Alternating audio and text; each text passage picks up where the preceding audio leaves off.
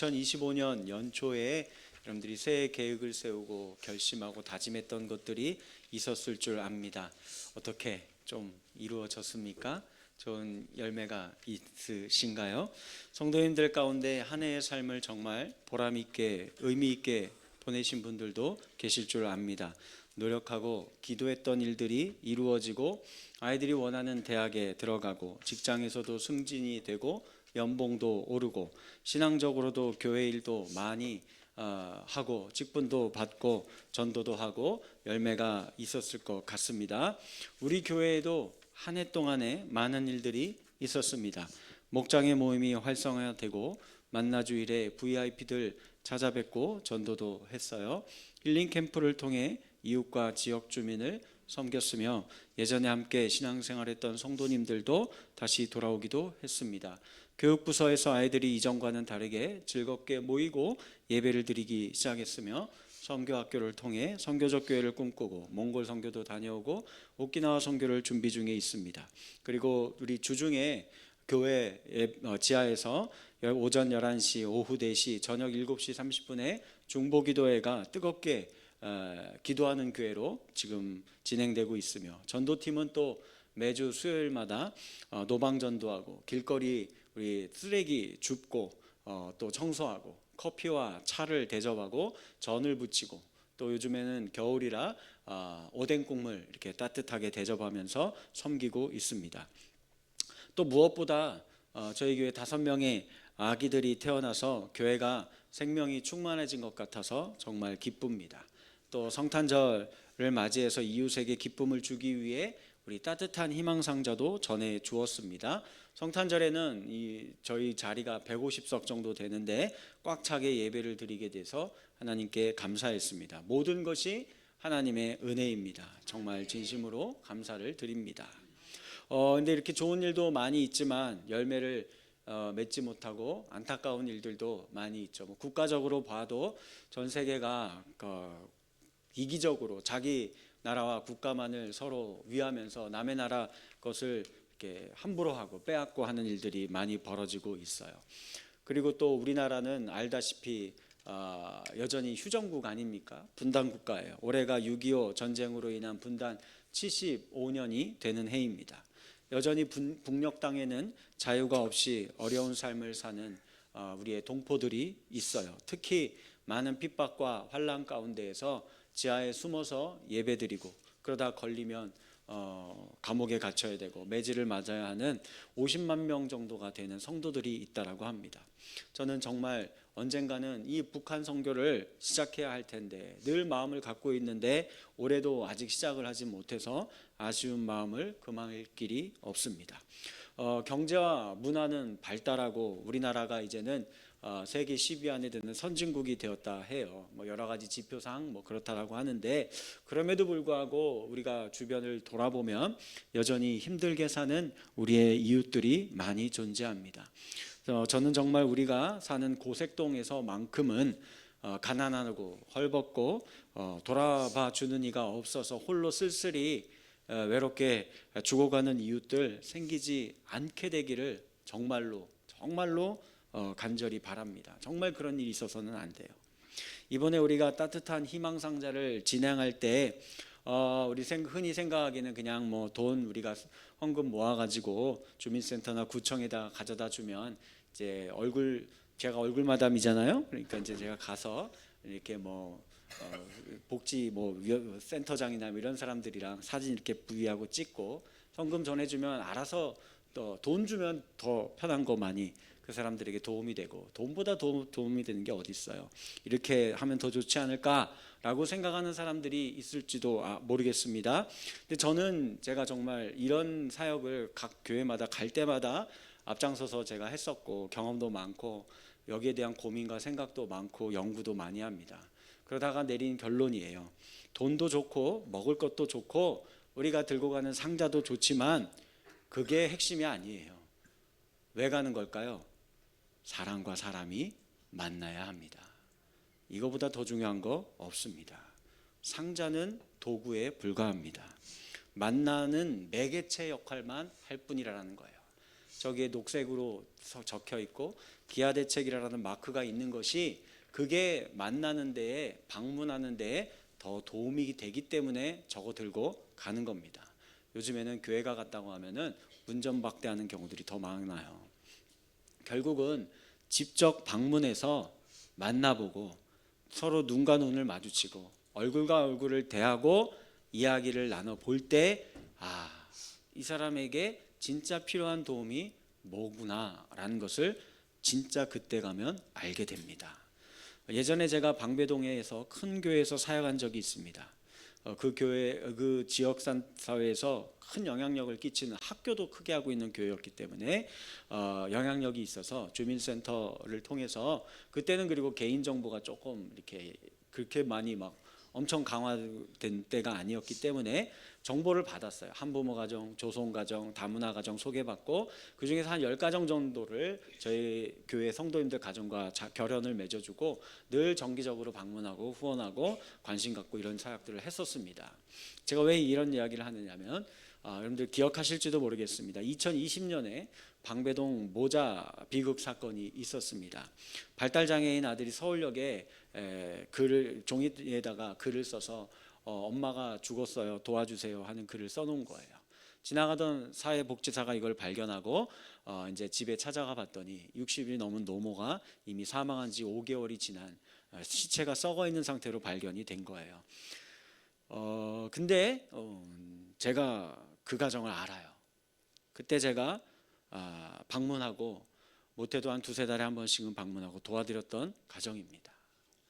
그 방배동 서울의 강남인데도요, 거기 부어가 판자촌 집 이렇게 모여서 집장촌 이러면서 살아가고 있는 사람 곳이 3군데나 있어요. 거기 보면요, 거기에 살고 그 근처에 연립주택에 살고 있던 어머니 가정인데, 어머니 허리 항상 아프고 손목 이거 있다고 하잖아요. 골초염이라고 하나? 맨날 아프대요. 그리고 무릎도 맨날 아파하고, 그래서 잘 걷지도 못하고 누워 계시고 그럴 때도 많은데도 영양실조도 자주 걸리시고, 그런데도 가서 일합니다. 왜 일할까요? 아들 먹여 살리기 위해서입니다. 그러니까 그분이 잘 뭘 모르셔서 이제 장애인 자녀가 있는데도 국가에서 제대로 지원 못 받고 있고, 그리고 어려운 가정인데도 그것도 도움의 손길을 많이 못 받아요. 왜냐하면은 남편이 아직 있었어요. 근데 이게 이혼관계 서류 정리가 잘 안 되고 남편은 연락도 안 되고, 그래서 제가 그거를 정리해 드리려고 많이 이렇게 노력을 했는데 결국은 남편의 사인이 최종적으로는 다 들어가야 되더라고요. 근데 남편이 연락이 안 되는 거예요. 그래가지고 그런 거 혜택을 하나도 받지 못하고 있었던 그 가정이었어요. 근데 이제 어쨌든 제가 그곳에 사역을 그만두고 나왔는데 인수인계가 잘 안 됐었던 것 같습니다. 그래서 제가 그 뉴스를 보자마자 저는 알아보았어요. 그래서 제가 얼마나 많이 회개를 했는지 모릅니다. 그런데 제가 이제 다짐했어요. 다시는 이런 일이 있으면 안 되겠다. 내가 사역하는 거, 우리 교회가 있는 곳은, 우리 동네에서는 교회가 있는 곳에서 어떻게 이런 일이 발생할 수 있는가, 이건 안 되는 거다 하면서 다시는 이런 일이 없게 하는 그런 교회가 되기를 정말 많이 기도하고 회개했습니다. 그런데 또 제가 한편 돌아보면 우리 성도님들 가운데에도 병들어하고 또 병치레하고 있고 힘들어하고 고통당하고 있는 분들이 많이 계신 것 같아요. 또는 경제적인 문제로 인해서 어려움을 겪고 계신 분들이 있는 줄도 압니다. 자녀 문제와 가족의 문제로 힘들어하는 또 성도님들이 계시는 것 같기도 합니다. 그런데 그래서 제가 또 한 해를 돌아보니까 제가 바쁘다는 핑계로 많이 찾아뵙지 못하고 더 많이 관심 갖지 못한 것 같아서 정말 죄송합니다. 너무나 미안하고 죄송합니다. 그래서 내년에는 그러지 말아야겠다 하는 생각을 또 하게 되었습니다.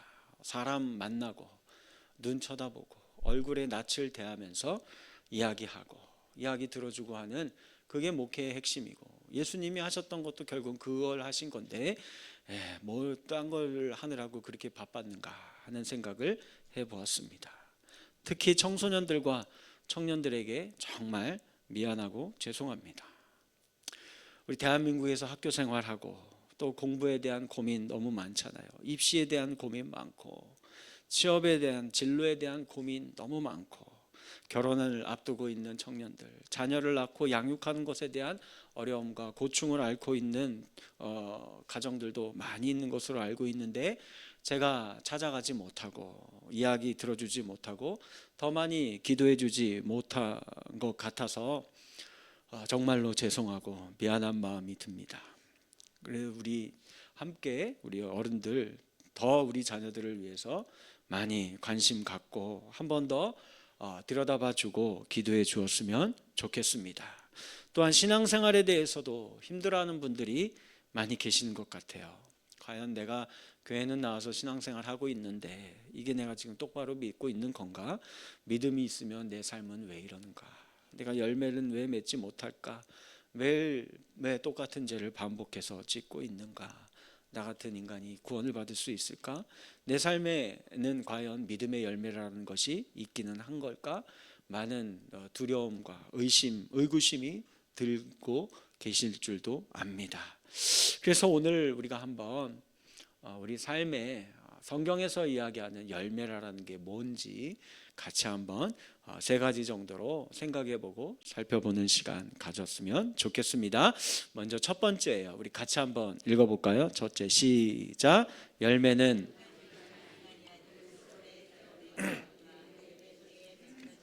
네, 열매라는 게 원래 그렇잖아요. 세상에 있는 모든 열매가 그렇습니다. 한 번에 되지 않아요. 기다려야 되고 시간이 필요하고 인내가 필요합니다. 오늘 본문 28절 말씀 보면 이렇게 돼 있어요. 시작. 처음에는 싹이요, 다음에는 이삭이요, 그 다음에는 이삭의 충실한 곡식이라. 씨앗이 뿌려지고 심겨지기만 하면 어느 날 갑자기 짠 하고 열매가 맺혀지는 거 아니지요. 싹이 돋아야 되고요, 이삭이 나야 되고 곡식의 열매가 맺히고 그래야 추수의 기쁨이 있게 되는 겁니다. 인간이요, 다른 동물들과 다른 점 하나 있어요. 큰 차이가 뭘까요? 성장 속도입니다. 너무 비교되게 엄청나게 느려요. 인간은 정말 비교가 안 될 정도로 엄청 느립니다. 아기가 태어나서 아장아장 걸으려면 얼마나 걸릴까요? 빨라야 1년은 기다려야 애가 이제야 걷기 시작합니다. 여러분들, 그런데 말이나 소 이렇게 태어나는 거 본 적 있어요? 저는 시골 촌놈 출신이라 본 적 있습니다. 소가 숨풍 났거든요. 그러면 이따만한 송아지가 딱 이제 나오는데 한 짧으면 1, 2분이면 족합니다. 1, 2분을 쓰려고 바둥바둥 거리는데 길어야 5분을 안 가요. 한 그 몇 분이면은 벌떡 서서 애가 돌아다니기 시작합니다. 1시간도 안 돼서 뛰어다니기 시작합니다. 대부분의 동물들이 다 이렇게 거의 이 정도밖에 시간이 안 걸려요. 또 우리 인간이 아기들이 똥오줌 가리려면 얼마나 걸릴까요? 그 빨라야 한 2, 3년, 그죠? 더 길면 4, 5년도 막 걸리고 그래요. 그리고 먹을 것과 먹지 말아요. 이거 지지야, 이거 구분하고 먹는 거 얼마나 걸려요? 한 4, 5년 걸려요. 그전에는 그냥 뭐든지 다 먹는 줄 알고 다 입에 그냥 다 들어가요. 그런데 다른 동물들은 어떨까요? 어미가 암컷이 낳고 나서 채 1년도 안 돼서 그 어미 곁을 떠나고 다 독립합니다. 혼자 먹이 사냥하고 이렇게 먹을 것 찾아다니고 혼자 독립해서 살아요. 인간은 안 돼요. 인간은 안 됩니다. 부모의 품을, 엄마의 품을 떠나는데 얼마나 걸려요? 제가 나이가 50인데 아직도 부모님 댁에 가면 냉장고를 털어서 오고 그러는 거예요. 못 떠나요, 잘. 우리 인생 철이 든다라는 말이 있죠. 언제 철이 들까요? 죽기 전에는 과연 철이 들런지 우리 자신을 돌아보면 그런 생각이 들곤 합니다. 조장하다라는 단어가 있어요. 뜻이 이렇게 돼 있습니다. 바람직하지 않은 일을 더 심해지도록 부추긴다라는 뜻이에요. 그래서 예를 들면 과소비를 조장하다, 분열을 조장하다 이런 뜻으로 이제 사용되는 거예요. 옛날 송나라 시대에 한 사람이 있었습니다. 밭에 곡식을 심었어요. 매일 밭에 나가서 곡식이 자라는 것을 지켜보고 있는데 자라지를 않는 거예요. 그러다가 며칠 지나니까 드디어 싹이 조금 나왔어요. 야, 이제 그럼 열매가 맺히려나 하고 있는데 안타깝게도 이 싹이 잘 자라지를 않는 거예요. 그래서 기다리다 못해 좀 빨리 자라라고 이 사람이 싹을 잡아다가 이렇게 뽑아 올려요. 빨리빨리 자라 이렇게 하고, 그리고선 집에 와서 이제 가족들에게 이야기합니다. 내가 오늘 싹이 빨리 자라도록 도와주고 왔어 라고 이야기한 거예요. 가족들이 다음날 가서 보니까 어떻게 돼 있어요? 싹이 말라 죽어 있었다라는 겁니다. 기다리다 지쳐서 우리가 인위적으로 무엇을 하려고 시도하는 거, 그거 별로 좋지 못한 결과로 다가올 때가 많습니다. 우리는 항상 급하죠.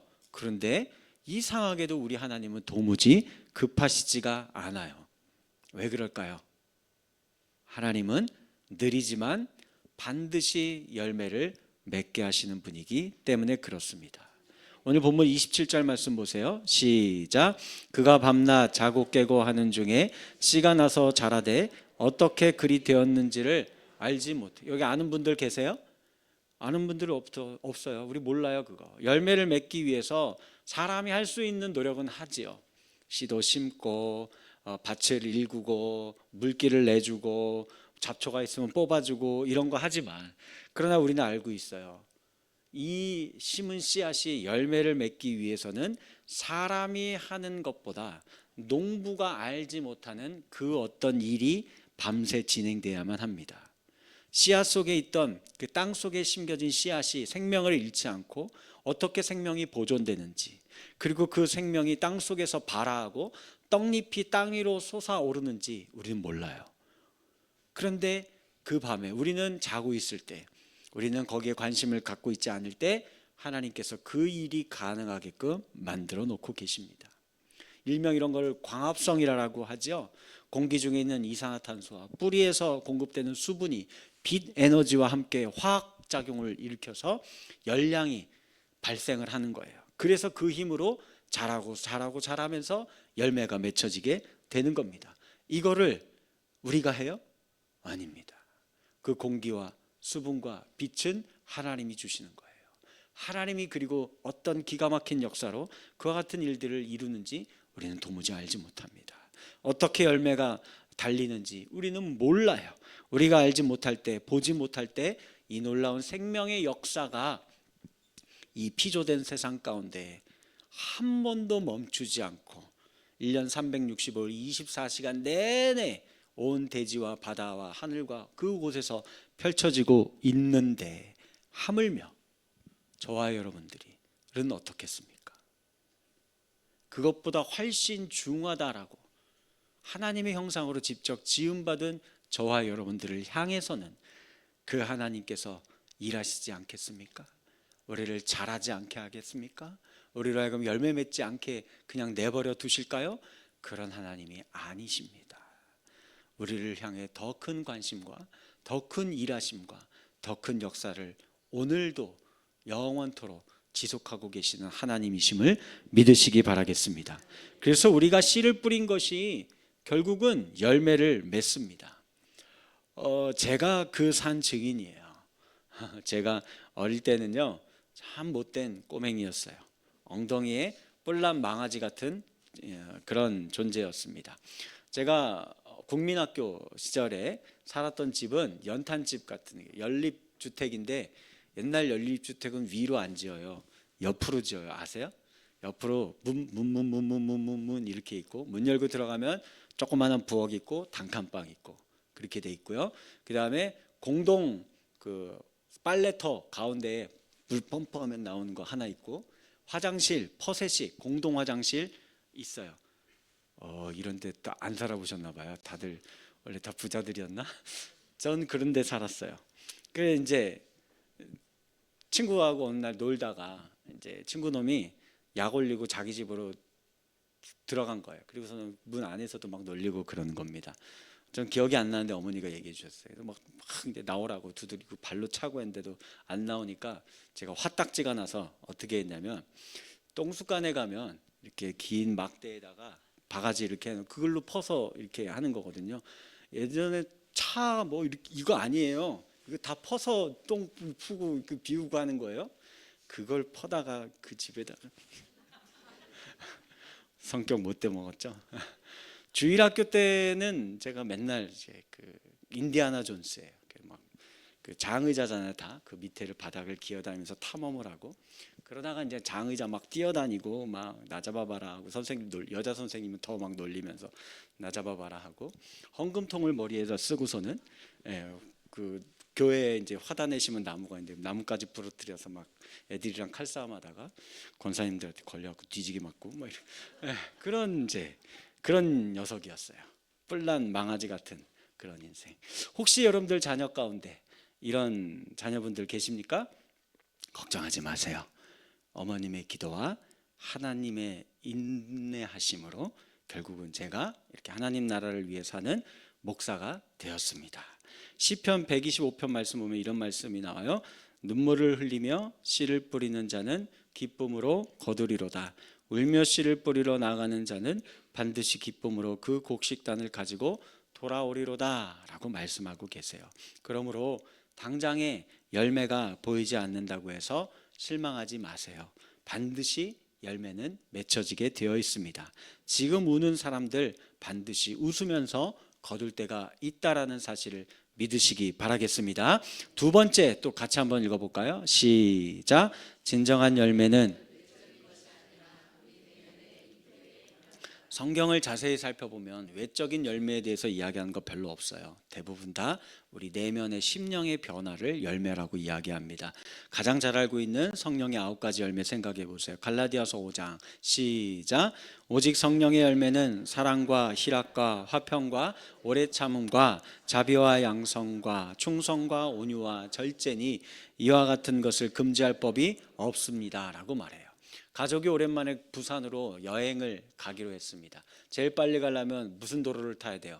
경부고속도로 타고 내려갑니다. 빨리 가서 예약해 놓은 해변가에 있는 멋진 호텔 가려고 이제 남편이 막 달리는 거예요. 근데 이제 고속도로 가다 보면 1차로는 주행차로가 아니잖아요. 추월차로인데 거기에서 막 정속으로 그냥 100km만 두고 천천히 가는 사람이 있어요. 그럼 어떻게 해요? 뒤에서 빨리 안 가? 하고 막 빵빵거리고 쌍라이트 타다다다 그래서 해서 휴게소도 안 들리고 5시간도 안 걸려서 부산에 도착한 거예요. 야, 잘했죠. 드디어 이제 목적지에 이렇게 빨리 도달했다. 여행의 첫 번째 과제를 마쳤다라고 생각을 하는 순간 도착한 후 깨달죠. 도대체 왜 집을 출발해서 부산을 오게 된 거죠? 왜 나왔죠? 원래의 목적은 뭐예요? 가족들과 즐겁게 여행하는 거잖아요. 달리는 데만 신경 쓰다 보니까 아무것도 즐기지 못한 거예요.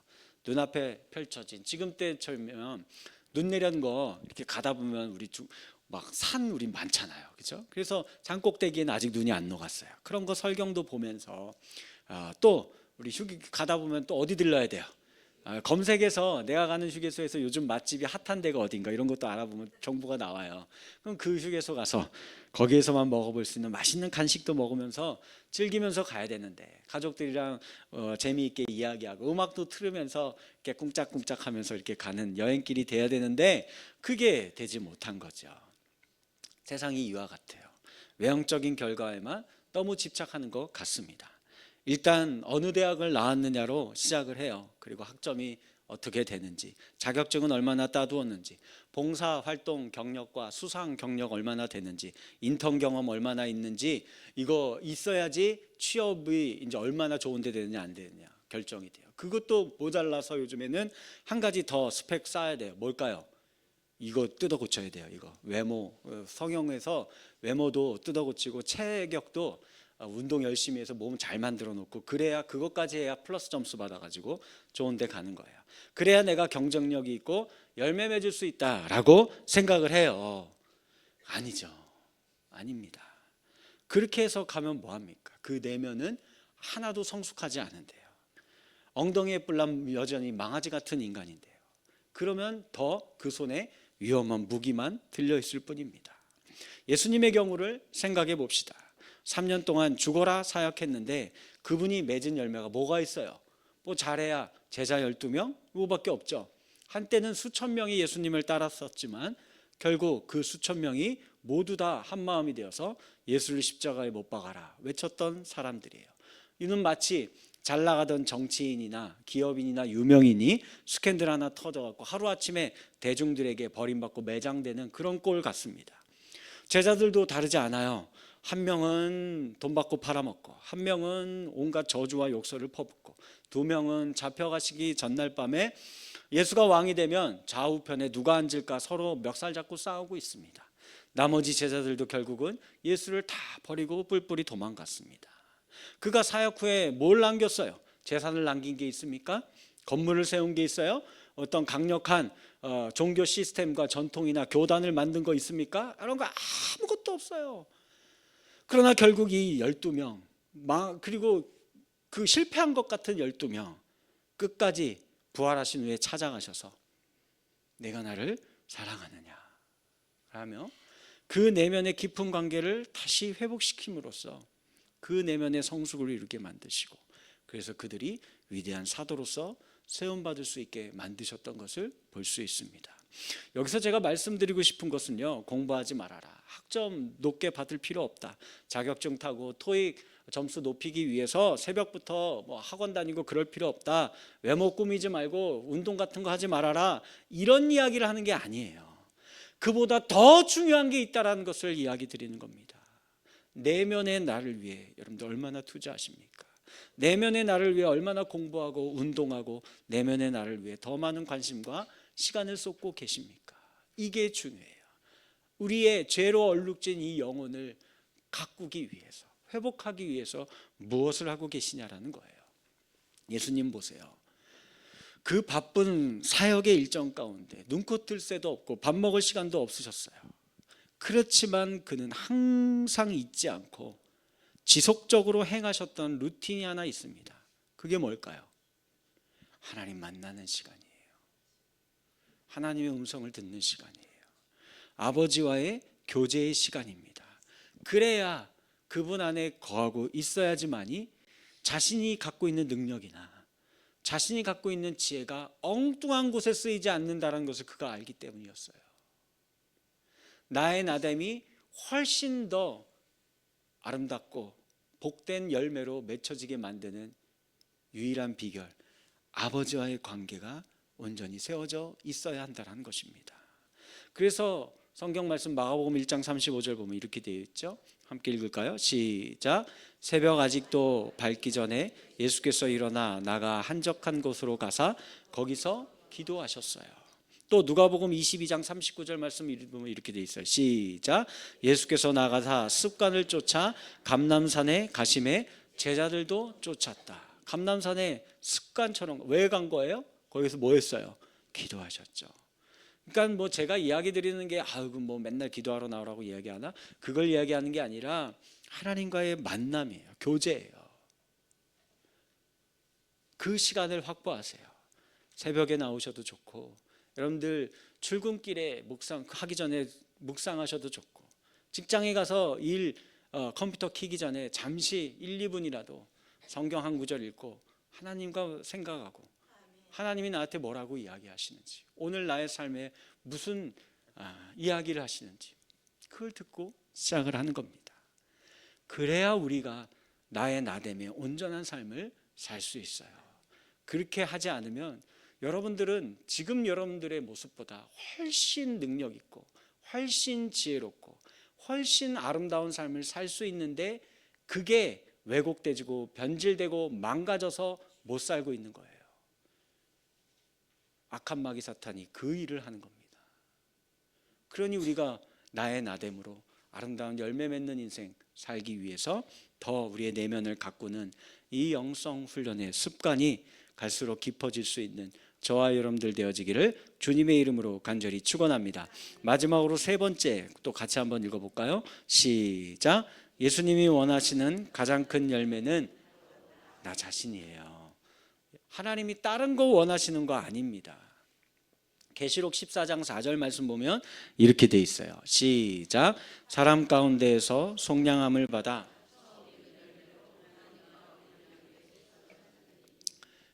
여기서 뭐라고 말씀합니까? 성경은 하나님과 어린 양께 속한 자들 자체가 뭐라고 얘기해요?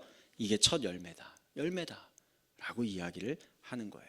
우리 계시록 수요예배 때 강해 설교 들은 분들은 기억하실 수 있을지 모르겠는데 요 앞부분에 나온 숫자가 나와요. 요 사람들이 누구냐면 14만 4천이라는 숫자. 하나님, 저와 여러분들 꼭 14만 4천 명을 이야기하는 게 아니라 하나님의 이 십자가의 어린 양의 보혈의 피로 구원받은 저와 여러분들을 이야기하는 거예요. 우리가 뭐라고 이야기하는 거예요? 열매. 우리는 뭔가 열매를 맺기를 원하고 바라고 수고하고 막 그러고 살아가고 있는데 아니야. 너희 자체가 열매다. 가장 아름다운 열매다. 너희보다 더 크고 아름다운 열매라는 건 존재하지 않는다 라고 예수님은, 성경은 우리에게 말씀하고 계세요. 성탄절이 되면은 어린아이들이 눈이 초롱초롱 빛나죠. 왜요? 뭘 기대하기 때문에? 선물을 받는 것을, 선물 상자 딱 주는 걸 기대하죠. 그런데 아이들은 모르고 있어요. 그 부모님들에게는 최고의 선물은 누구예요? 내 아이들 자체가 최고의 선물이죠. 그 애들이 뭘 해야 내가 뭔가 좀 선물 받았다 이런 느낌인가요? 아니잖아요. 그 아이들 자체가 건강하게 지금 그 가정에 있는 것이 그게 선물이죠. 어렸을 적에 목사님들이 이제 그 집에 신방 오셔서는 기도할 때 이제 자녀들을 위해서도 기도해 주면서 하나님 이 가정에 주신 선물 막 하면서 기도를 하잖아요. 그래서 제가 어릴 때는 잘 이해가 안 됐어요. 내가 무슨 물건인가? 왜 내가 선물이지? 하고 제가 궁금했었는데 이제는 알았어요. 바로 아이들이 우리 어른을 위한 최고의 선물이라는 것을요. 마찬가지죠. 하나님에게는 저와 여러분들 자체가 최고의 선물입니다. 우리가 뭘 해야지만이, 뭔가 결과를 만들어내야지만이 하나님이 좋은데 흡족해 하시고 그런 분이 아니에요. 잘 생각해 봅시다. 요한복음 12장 24절 말씀 한번 읽어볼까요? 시작. 내가 진실로 너희에게 이르노니 한 알의 밀이 땅에 떨어져 죽지 아니하면 한 알 그대로 있고 죽으면 많은 열매를 맺느니라. 예수님이 밀알이 되셨죠. 우리 자체를 열매임을 알게 하시기 위해서 그분이 죽으셨어요. 그래서 우리가 비로소 이제 그분을 만나면 내가 열매구나 라는 것을 알게 되는 겁니다. 이곳에 나와 계신 저와 여러분들이 예수님이 십자가에 못 박혀 맺으신 열매들이에요.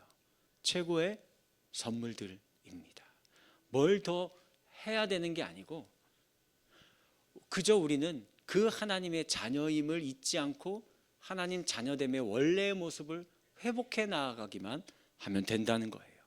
그러면 더 원래의 열매다운 삶을, 원래의 복된 인생을 더 충만하게, 더 자유롭게, 더 누리며 살 수 있다는 사실을 기억하셨으면 좋겠습니다. 그 내면이 변화된 나의 모습, 오랜 세월 동안 갈고 닦인 나의 신앙의 인격, 이것이 바로 예수님이 바라는 열매이며 하나님께 가장 큰 선물이 되는 것입니다. 말씀을 맺겠습니다. 혹시 여기 나와 계신 분들 가운데 원하는 만큼 점수와 학점이 안 나와서 고민하고 있는 학생들이 있습니까? 충분한 대우를 받는 직장에 들어가지 못하는 것 같아서 힘에 겨워하는 청년분들이 계십니까? 하는 일이 잘 안 되고 몸은 늙고 점점 병들어가 고통 가운데 몸부림치고 있는 중년분들이 계십니까? 인생에서 실패한 것만 같아서 끙끙대면서 홀로 외로워하고 계시는 노인분들이 계십니까? 열심히 신앙생활하고 교회에서 맡겨진 일도 열심히 하는데 그런데도 여전히 나의 믿음은 왜 이렇게 나약한지 죄악의 문제로 밤마다 고민하고 계시는 성도님들이 계십니까? 열심히 땀 흘려 일한 만큼의 결과가 따르지 않는 것 같아서 낙심하며 힘들어하고 계시는 우리 모두들이 여기 계십니까? 우리 이 시간에 자기 자신에게 이야기해 줍시다. 우리 먼저 나에게 한번 따라서 읽어볼까요? 하나님은 지금도 나를 위해 일하고 계십니다. 자신의 손을 가슴에 따게 이렇게 해서 다시 한번, 하나님은 지금도 나를 위해 일하고 계십니다. 내가 세상에서 가장 아름다운 열매라고 말하고 계십니다. 아멘. 그리고 이제는 서로를 향해, 옆에 계신 분을 향해 진심을 담아서 이 힘든 세상 올 한 해 버티느라고 수고하셨습니다. 고생하셨습니다. 얘기해 주세요.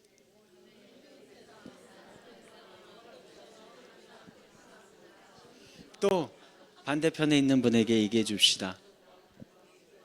내 옆에 나와 함께 있어 주어서 정말 고맙고 감사합니다.